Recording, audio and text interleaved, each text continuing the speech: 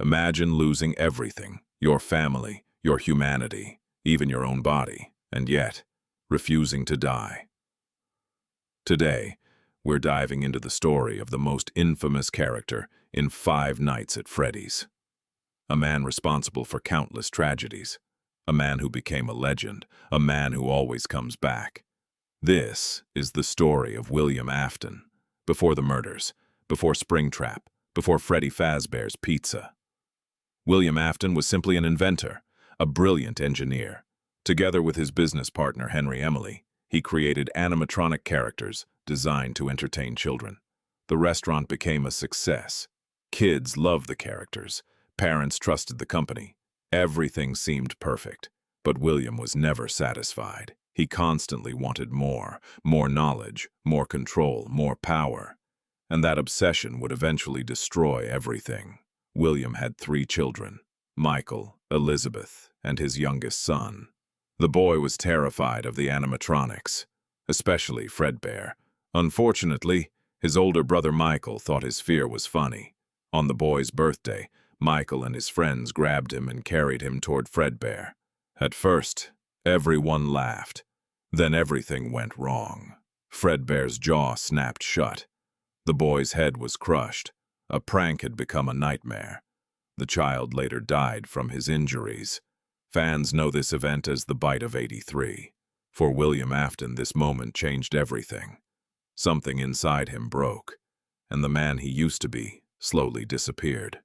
After losing his son, William became obsessed with death. Not accepting it, defeating it. He wanted answers. Could a person survive after death? Could a soul remain in the world? To find out, William crossed a line that can never be uncrossed. He began murdering children. Using the spring Bonnie suit, he gained their trust.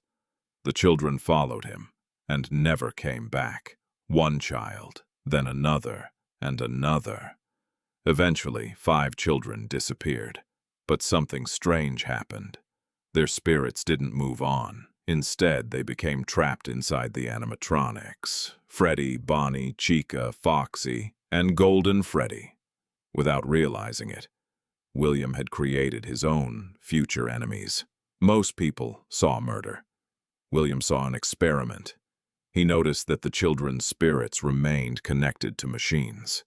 This led him to discover something called Remnant, a mysterious substance linked to souls. To William, Remnant changed everything. If souls could survive inside metal, then death wasn't the end. And if death wasn't the end, then immortality might be possible. From that moment on, William wasn't chasing money. He wasn't chasing success. He was chasing eternal life, no matter the cost. But fate had one more tragedy waiting for him. William built a new animatronic called Circus Baby. What nobody knew was that Baby was secretly designed to capture children.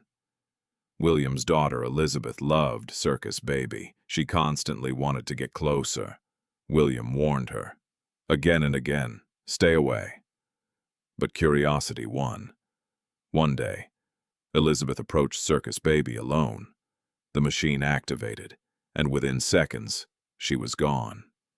The very machine William created had killed his own daughter. Her spirit became trapped inside Circus Baby. For the first time, William experienced the same pain he had inflicted on countless families. Yet somehow he still didn't stop. Years passed. The restaurants closed. The murders were forgotten. But the spirits never forgot. One day, William returned to an abandoned location. His goal was simple: destroy the animatronics, destroy the evidence, destroy the past. But the ghosts of the children appeared before him. For the first time in years, William was terrified. Desperate to escape, he climbed into the old spring Bonnie suit. The same suit he used during the murders. Then disaster struck. The spring locks inside the costume failed. Metal pieces shot into his body, piercing his flesh, crushing his bones. The pain must have been unimaginable. Yet somehow, William survived. Or at least part of him did. His spirit became trapped inside the suit. And William Afton became Springtrap. Most people would finally be gone. Not William Afton. He survived fires, collapses, decades of decay. Again and again he returned. Springtrap, scrap trap, glitch trap, burn trap, different forms, same monster. No matter how many times he was destroyed, he always came back. William Afton wanted to conquer death. Instead, death conquered him. His search for immortality cost him everything. His children, his humanity, his soul. And that's why William Afton remains one of gaming's most fascinating villains.